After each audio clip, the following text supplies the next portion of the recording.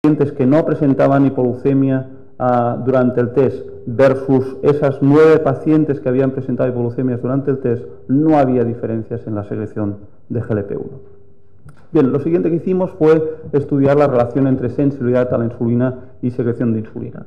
Recuerden ustedes que lo que esperaríamos es que las pacientes que presentan, si hay una evolución a una disfunción progresiva de secreción respecto a sensibilidad a la insulina, lo que esperaríamos es que estas pacientes fueran cayendo fuera de la curva a lo largo del tiempo. Lo primero que tuvimos que hacer fue construir nuestra curva de normalidades y para eso estudiamos 82 mujeres con un rango de edad amplio y un índice de masa corporal también amplio, que son las que tienen representadas ustedes aquí, todas ellas con tolerancia a la glucosa normal. Ahí encima representamos a nuestras mujeres, el grupo control de 9 a 15 meses, 21 a 30 meses y más de 36 meses. Y como pueden ustedes ver, todas las pacientes cayeron donde debían de caer, cayeron dentro de esa nube de puntos que nos estaban definiendo las pacientes control. Es decir, que no había ninguna paciente que se saliera de ahí y como grupo tampoco parecían salirse de ahí. La sensibilidad a la insulina, que está en el gráfico de la derecha, en relación con las obesas no operadas, aumentaba, ¿no? Es decir, la paciente pierde peso, aumenta la sensibilidad a la insulina y en correspondencia mejora la secreción de insulina. A lo largo del tiempo no vimos un mayor cambio en la sensibilidad a la insulina y tampoco vimos un mayor cambio en la secreción de insulina. Entonces, si nosotros calculamos el producto de sensibilidad a la insulina por secreción de insulina, que es lo que se llama el índice de disposición, que es el marcador de función beta pancreática teniendo en cuenta la sensibilidad a la insulina, como ustedes pueden ver aquí, no hay diferencias significativas, es decir, que nuestros datos sugieren que no hay un deterioro progresivo en esa secreción de insulina o un aumento exagerado progresivo en esa secreción de insulina. No encontramos una correlación, al hacer un estudio de correlación y no una comparación de medias entre el tiempo pasado tras el bypass gástrico en meses y el índice de disposición. Estudiamos también, como les decía, otros índices de secreción de insulina y ahí ven la comparación entre los grupos quirúrgicos. No hay diferencias a lo largo del tiempo, tampoco cuando estos índices de secreción de insulina se ajustan por la sensibilidad a la insulina, que es como en realidad pues uno debe estudiar la función beta pancreática de manera más específica. Y tampoco, debo decir, encontramos una correlación significativa entre GLP-1 y estos índices de secreción de insulina. Finalmente, pasamos al tercer punto, que era ver el perfil glucémico. Muy bien, estas mujeres podía ser que a lo largo del tiempo fueran presentando glucemias progresivamente más bajas, ¿no? Para eso les colocamos un sensor. Y ese sensor medía la glucosa de manera continua durante 3 días y seleccionamos los datos que se presentaban en los periodos postpandriales. Y a partir de ahí calculamos una serie de datos para compararlos entre los distintos grupos. Bien, aquí ven cómo estaba la media de glucemia de los 3 días de observación en cuanto al periodo de desayuno, que incluía las 3 horas siguientes al desayuno, el almuerzo, 3 horas siguientes al almuerzo y la cena, las 3 horas siguientes al almuerzo. Y como ustedes pueden ver, no había diferencias significativas. Y sobre todo lo que nos interesa subrayar, o lo que me interesa subrayar, es que no había diferencias significativas entre los 3 grupos quirúrgicos, de tal modo que no había una tendencia a que los grupos con más tiempo de evolución tras la cirugía presentaran glucemias medias más bajas. Si miramos las glucemias mínimas después de los 3 días de observación y hacemos también una media, nos encontramos más o menos con lo mismo. Es decir, no hay una caída en el perfil glucémico. En esta diapositiva lo que muestro son los valores de glucemia mínima postprandial en los 3 días de evolución para cada una de las pacientes en el desayuno, el almuerzo o la cena, y distribuidas por los distintos tiempos de evolución, y a partir de ahí vamos a ver aquellas que presentaron valores por debajo de 60, es decir, qué pacientes presentaron hipoglucemias durante la monitorización de glucemia de 72 horas. Bien, encontramos 3 pacientes en el grupo de menor tiempo de evolución, 3 pacientes en el grupo medio y 2 pacientes en el grupo de más tiempo de evolución, es decir, nuevamente no diferencias significativas. Solo una de las pacientes refería síntomas en relación a esa glucemia, las demás fueron hipoglucemias imperceptas. Había diferencias en cuanto a GLP-1 o a índice de disposición. Nuevamente, pues la respuesta vuelve a ser negativa.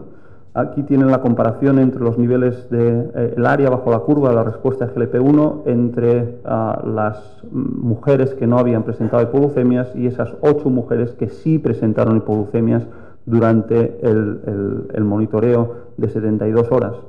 Y en la parte izquierda de la diapositiva tienen la comparación en el índice de disposición, es decir, la secreción de insulina entre aquellas que nuevamente no habían presentado hipoglucemias y aquellas que sí presentaron hipoglucemias durante el test. Bien, es decir que a nuestra pregunta, ¿no?, que nos tenía preocupados de si esto iba a ser malo, operarse iba a ser a la larga malo para el islote pancreático, a nuestras preguntas las respuestas eran sí, la respuesta de GLP-1 se mantiene persistentemente elevada a lo largo del tiempo, hasta por lo menos 5 años, que son las pacientes con más tiempo de evolución que observamos.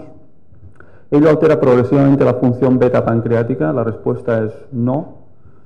Y finalmente ello se traduce en una alteración del perfil glucémico progresivo a lo largo del tiempo, la respuesta es no. Y eso de alguna manera pues es bastante tranquilizador para nosotros, que efectuamos pues alrededor de 200-225 cirugías anualmente. ¿Por qué un aumento de GLP-1 no comporta necesariamente un aumento de la masa beta pancreática, ¿no? Bien, Kinger publicó en Diabetes en marzo de 2008 que efectivamente GLP-1 es un factor que promociona la diferenciación de células beta y promociona su proliferación. Pero este es un sistema muy bien regulado, muy estrechamente regulado, de tal modo que hay una serie de factores, CREM-alfa o DUSP14, que son capaces de regular esta situación y actúan haciendo una retroalimentación negativa, de tal modo que nunca se escape la cantidad de masa beta celular que realmente se precisa.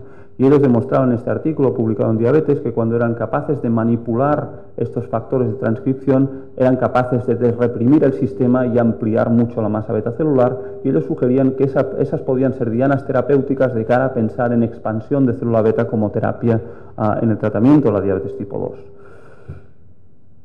Cabe a partir de ahí plantearse la hipótesis de si las personas que tienen este cuadro de hipoglucemia hiperinsulinémica post-bypass gástrico puedan tener tal vez una alteración en estos mecanismos de regulación. Hay algunos pacientes que presentan hipoglucemia sintomática sin neuroglucopenia, hipoglucemia sintomática y sin neuroglucopenia. Puede ser que ahí haya un efecto incretínico, que en el fondo es lo que Goldfein venía a sugerir que se producía en estos pacientes, que había una hipersecreción. Bien, la verdad es que el perfil de las curvas que les he presentado sugeriría eso, ¿no?